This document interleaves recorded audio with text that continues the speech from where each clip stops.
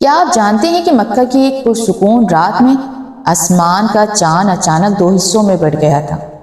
یہ کوئی داستان یا خواب نہیں تھا، بلکہ وہ معجزہ تھا جسے مکہ کے لوگوں نے اپنی آنکھوں سے دیکھا، مگر پھر بھی سچ ماننے سے انکار کر دیا۔ چلیں ہم اس واقعے کی طرف چلتے ہیں۔ مکہ مکرمہ میں وہ دن اسلام کے لیے نہایت ہی سخت تھا۔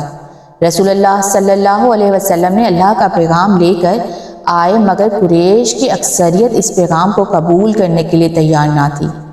وہ اپنے بتوں، اپنی سرداری اور اپنی دنیاوی طاقت کو چھوڑنا نہیں چاہتے تھے، حالانکہ وہ رسول اللہ صلی اللہ علیہ وآلہ وسلم کی سچائی، امانت اور کردار سے خوب واقف تھے۔ پھر بھی وہ دل سے ماننے کی بجائے ضد پر ہی قائم تھے۔ قریش کے سردار اکثر آپ صلی اللہ علیہ وسلم کے پاس آ کر سوالات کرتے، بحث کرتے اور ایسی باتیں کہتے جن کا مقصد ہدایت حاصل کرنا نہیں، بلکہ مذاق اڑانا اور آپ صلی اللہ علیہ وسلم کو جھٹلانا ہوتا تھا۔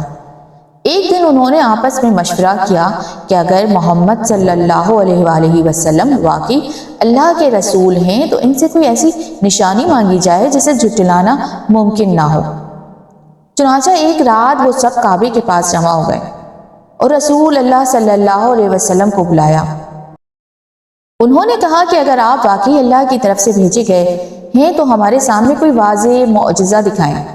ان کی باتوں سے صاف ظاہر تھا کہ وہ سچ جاننا نہیں چاہتے تھے، بلکہ شرط رکھ رہے تھے۔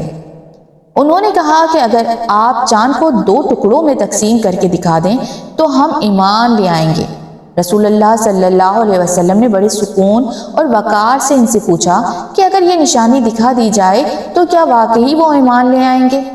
قریش نے ہاں میں جواب دیا، مگر ان کے دلوں میں بھی ہٹ دھرمی چھپی ہوئی تھی۔ رسول اللہ صلی اللہ علیہ وسلم نے اللہ تعالیٰ کی طرف رجوع کیا۔ آپ صلی اللہ علیہ وسلم نے کبرا رخ ہوئے اور دعا کی۔ اس وقت مکی کی رات خاموشی میں تھی، آسمان صاف تھا اور چاند پوری آب و تاب سے چمک رہا تھا۔ اچانک اللہ کے حکم سے چاند 2 واضح حصوں میں تقسیم ہو گیا۔ لوگوں نے دیکھا کہ چاند کا ایک حصہ ابو قبیس میں کی طرف اور دوسرا حصہ کی کان کی سمت نظر آ رہا تھا، اور ان دونوں حصوں کے درمیان ہیرا پہاڑ صاف دکھائی دے رہا تھا۔ یہ منظر اتنا واضح تھا کہ وہاں موجود ہر شخص حیران رہ گیا۔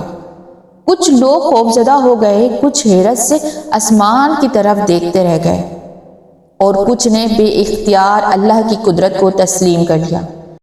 یہ کوئی لمحاتی جھلک نہیں تھی، بلکہ ایسا منظر تھا جسے دیکھ کر انکار کی گنجائش باقی نہیں رہتی تھی۔ لیکن جن لوگوں کے دلوں میں غرور اور ضد تھی، انہوں نے فوراً کہنا شروع کر دیا کہ یہ جادو ہے۔ انہوں نے حقیقت کو ماننے کی بجائے اپنے دلوں کو اور زیادہ بند کر دیا۔ کچھ نے کہا کہ محمد صلی اللہ علیہ وسلم نے ہم پر جادو کر دیا ہے، اس لیے ہمیں چاند 2 ٹکڑوں میں نظر آیا۔ ان میں سے بعض نے کہا کہ اگر یہ واقعی جادو ہے تو باہر سے آنے والے مسافر پر اس کا اثر نہیں ہوگا، اس لیے انتظار کیا جائے اور ان سے پوچھا جائے۔ چنانچہ جب دوسرے علاقوں سے قافلہ مکہ پہنچا تو ان میں اس رات کے بارے میں سوال کیا گیا۔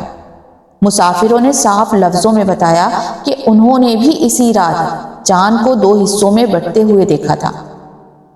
اب قریش کے پاس انکار کا کوئی واضح بہانہ باقی نہیں رہا تھا، مگر پھر بھی انہوں نے ایمان لانے کی بجائے یہی کہا کہ یہ تو مسلسل چلنے والا جادو ہے۔ ان کے دل سچ کو قبول کرنے کے لیے تیار ہی نہیں تھے، کیونکہ اگر وہ ایمان لے آتے تو انہیں اپنی سرداری، غرور اور دنیاوی فائدے چھوڑنے پڑتے۔ اسی موقع پر اللہ تعالیٰ نے سورہ قمر نازل فرمائی، جس کی ابتدا ہی اس اعلان سے ہوئی کہ قیامت قریب آ گئی ہے اور چاند پھٹ چکا ہے۔ اللہ نے واضح کر دیا کہ نشانی دیکھنے کے باوجود جو لوگ منہ موڑ لیتے ہیں وہ دراصل خود اپنے دلوں پر پردہ ڈال لیتے ہیں۔ اس صورت میں اللہ تعالیٰ نے پچھلی قوموں کا بھی ذکر فرمایا جنہوں نے اپنے نبیوں کو جھٹلایا تھا۔ قوم نوح، عاد، سمود یا قوم لوط اور فرعون، سب کا انجام ایک جیسا ہوا۔ انہوں نے حق کو ماننے سے انکار کیا اور آخر کار اللہ کے عذاب کا شکار ہوئے۔ بار بار قرآن میں یہ بات دہرائی گئی ہے کہ اللہ نے اس کلام کو نصیحت کے لیے آسان بنا دیا ہے، مگر نصیحت وہی حاصل کرتے ہیں جو دل سے سنتے اور ماننے کے لیے تیار ہو جاتے ہیں۔ جو لوگ ضد اور تکبر میں مبتلا ہوں ان کے لیے معجزے بھی فائدہ نہیں دیتے۔ چاند کے 2 ٹکڑے ہونے کا یہ واقعہ رسول اللہ صلی اللہ علیہ وسلم کی نبوت کی ایک عظیم نشانی ہے۔ یہ ہمیں یہ سبق دیتا ہے کہ سچائی صرف آنکھوں سے نہیں بلکہ دل سے پہچانی جاتی ہے۔ جو دل حق کے سامنے جھک جائے وہی ہدایت پاتا ہے، اور جو ضد پر قائم رہے وہ واضح نشانیوں کے باوجود بھی گمراہی میں مبتلا رہتا ہے۔ اگر آپ کو یہ ویڈیو پسند آئے تو آپ اسے لائک کیجیے گا اور چینل کو سبسکرائب کیجیے گا۔